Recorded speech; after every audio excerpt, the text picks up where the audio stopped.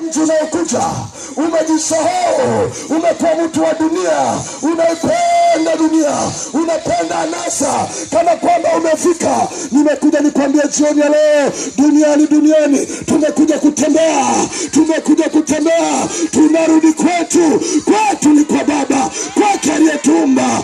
Wanadamu tutaondoka, tutarudi kule tulikotokea. Haleluya, haleluya. Changamka. Unapowekeza duniani, wekeza na mbinguni. Kwenye mtandao watu mmoja wakasema hizo sadaka unazozitoa zingekuwa zinajengea nyumba mbinguni, ungejengea nini? Mwingine hata tofali moja halitoshi. Maana matendo yote, muda wote tunautoa nyumbani mwa Bwana. Tunapomtumikia, tunapoenda mikesha, tunapoenda kutumika, yani tunawekeza, tunajenga nyumba kwenye ufalme ujao. Wengine ni Jumapili hadi Jumapili, wengine wanaga cha ibada, wamekaa tu. Mbinguni kumebaki hakuna chochote alichowekeza. Amejisahau kwenye nyumba ya kupanga, anaendelea kupamba, anaweka maua, anaweka kila kitu, anafikiri ni ya kwake.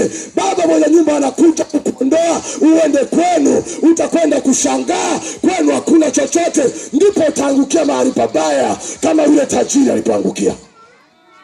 Sema amina. Sema amina. Mimi nawaangaliaga watu kwenye harusi, wamependeza, wamejiremba ukumbini usiku, alafu wimbo unapita, wanadamu ni mchanga, sijui nini, tunakwenda milele, alafu wanacheka, wanafurahi.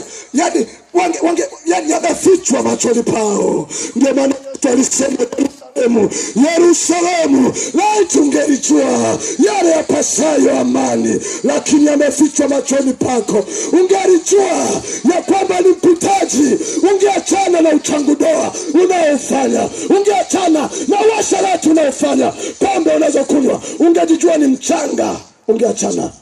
Injili kwa mahali, kila mahali. Wengine wamekunywa bia, wamelewa, wanatikiza tu vitu. Binadamu ni mchanga.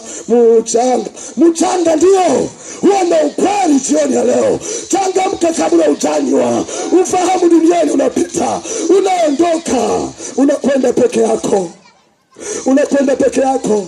Na wafahamu watu ambao walijitoa, wakaachwa na waume zao, alafu wakawekeza kwa watoto, wakawa wanawekeza. Anasema watoto wangu ndio watanisaidia.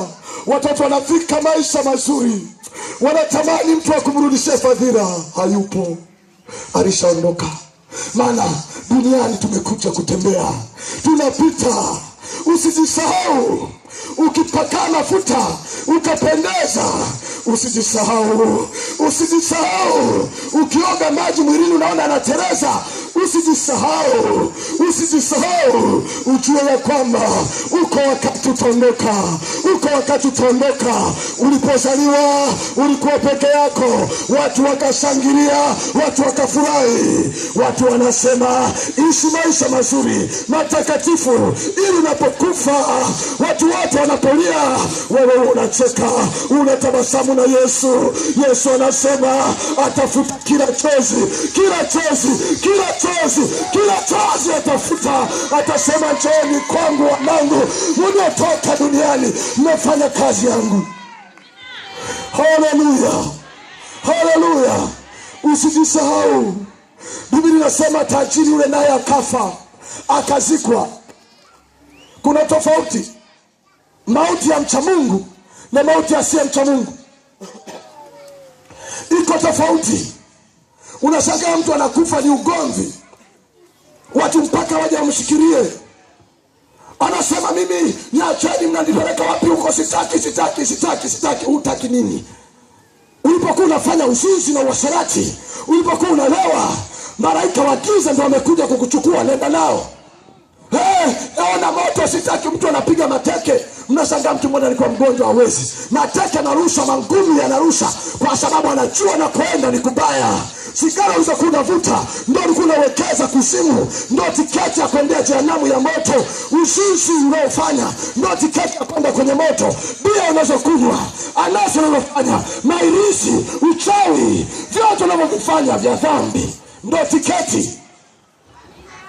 Anapiga mateke, niacheni. Niacheni. Mpaka waliokuwa wanamuguza wanakimbia, wanaogopa.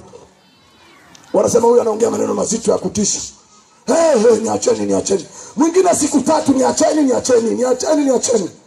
Lakini sikiliza mauti ya mcha Mungu. Anawaita watu wake. Anasema nimepiga vita vizuri vya imani. Mwendo nimeumaliza. Ninaondoka na kwenda kwa Baba. Mungu wa mbinguni awabariki. Wengine wanapiga maombi, wanawaombea, alafu anakaa kwenye kiti namna hii, akiegama, anaondoka, anakwenda zake mahali ambapo aliwekeza akiwa duniani. Alikuwa mjanja, hakuwekeza duniani, aliwekeza kwenye mji unaokuja. Jina la Bwana libarikiwe. Haleluya. Ninakushangaa. Biashara yako unapata 500,000. 500,000 yote unaipiga unawekeza duniani. Wenzako ni wajanja. Kama tunapata 500,000, 200,000 tunawekeza kwenye ufalme, tunawekeza kwenye kuhubiri, tunapeleka hela redioni, tunapeleka hela kwenye mbiza mitandao tuhubiri. Kwa sababu gani? Tunafahamu kwamba duniani tuko kwenye mji, kwenye nyumba ya kupanga. Come on, ni nyumba ya kupanga. Hatuna mji udumuo dunia.